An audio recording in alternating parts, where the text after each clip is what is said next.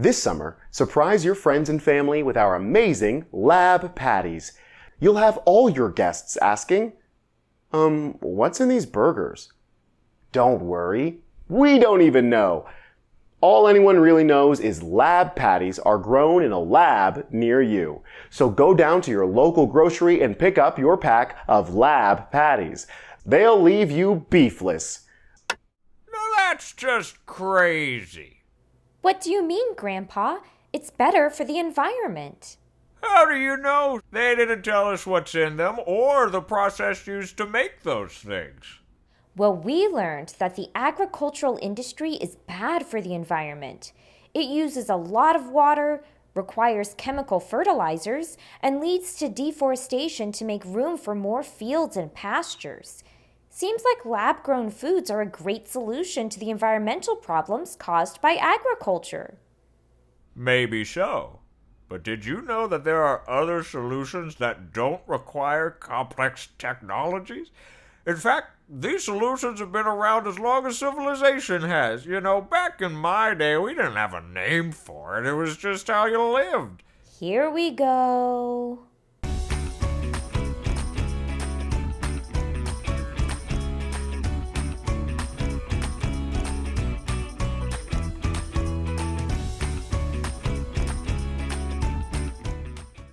Today, lab-grown food is gaining traction as one solution to environmental issues related to large-scale industrial agriculture.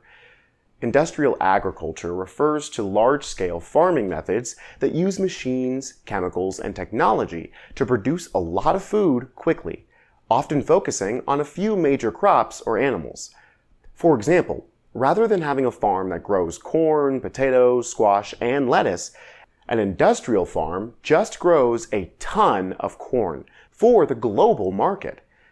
However, the sustainable agricultural movement has historically offered an alternative to industrial agriculture.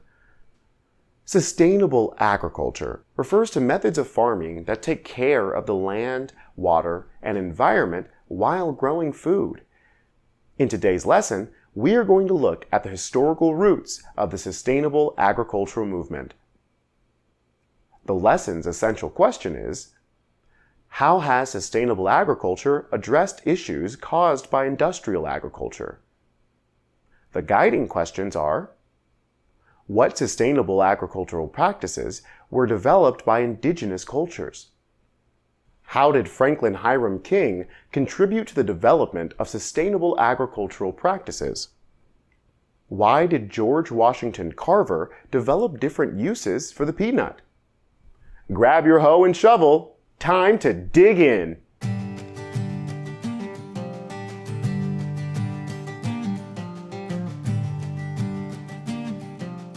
The sustainable agriculture movement got its official start in the 1950s with research into methods to counter issues that had been illustrated by the Dust Bowl.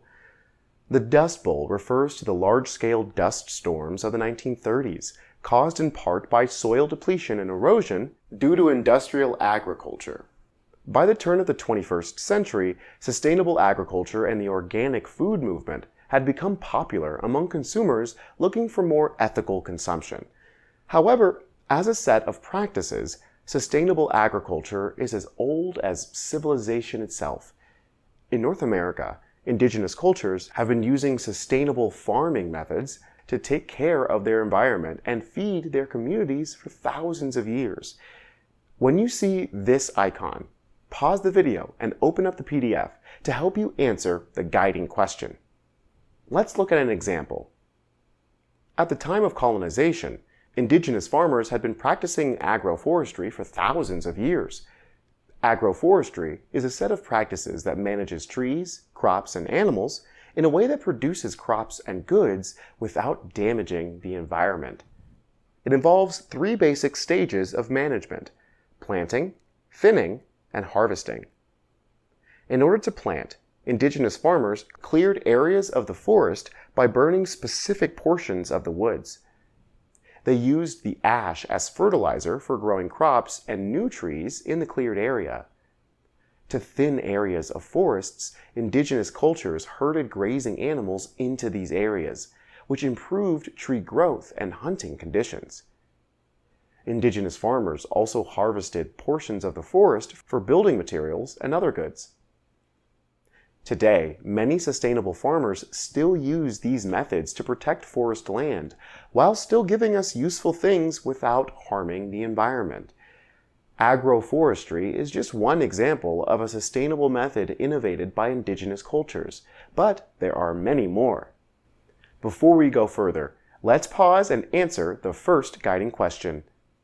What sustainable agricultural practices were developed by indigenous cultures?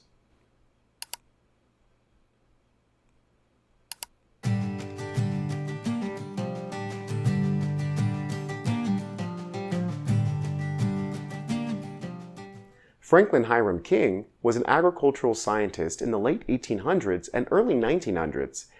He is considered the father of soil science for his research into soil composition and plant water retention.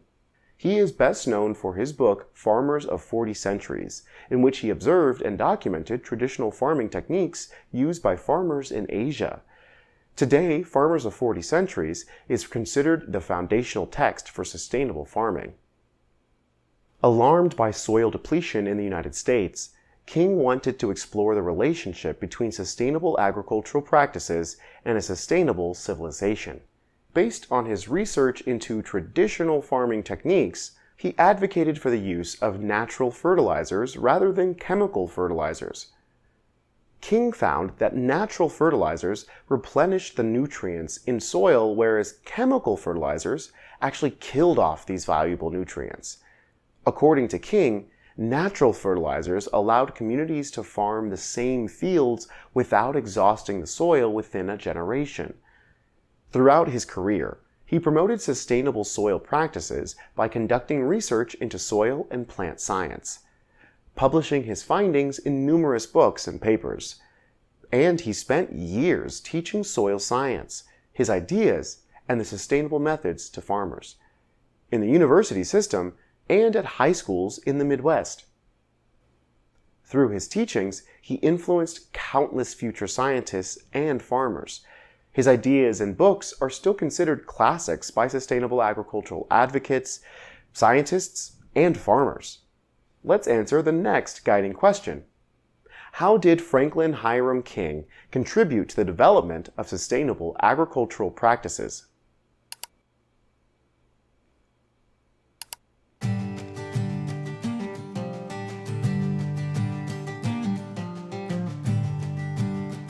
George Washington Carver was a formerly enslaved person who, as a child, was known as the plant doctor because he figured out ways to improve soil and crop yields. As an adult, he became the first African American to receive a Bachelor's of Science degree. After the end of slavery, many African Americans became sharecroppers on the former enslavers' land. A sharecropper rented a parcel of land from the plantation owner and grew cotton. The sharecropper had to give the landowner a portion of the crop. However, cotton quickly depleted nutrients in the soil, leading to low yields. You also cannot eat cotton, so it left the sharecropper without a stable supply of food. Over time, the soil died and the farmer became indebted to the landowner and eventually evicted. Carver wanted to find a crop that could free the sharecropper from this cycle of ruin and debt. He knew the crop had to be profitable and practical to efficiently liberate the sharecropper. His work revealed the amazing use of a simple crop, the peanut. Carver discovered that the peanut produces nitrogen, one of the most important nutrients for healthy soil. But that's not all. Carver invented over 300 uses for the peanut, such as shampoo, shaving cream, and glue, earning him the nickname the Peanut Man. He also shared his knowledge of the peanut's capabilities with many sharecroppers. He taught many sharecroppers to plant peanuts after the cotton season, which would replace the nitrogen that the cotton sucked out.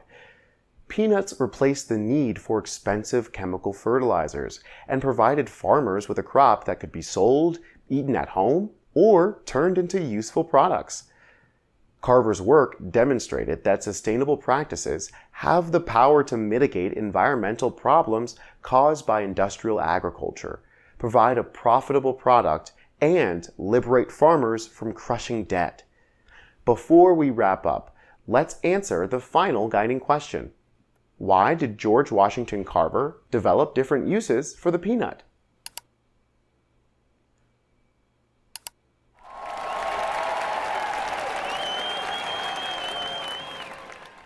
You see, for thousands of years, people have been growing food in ways that work alongside nature instead of destroying it.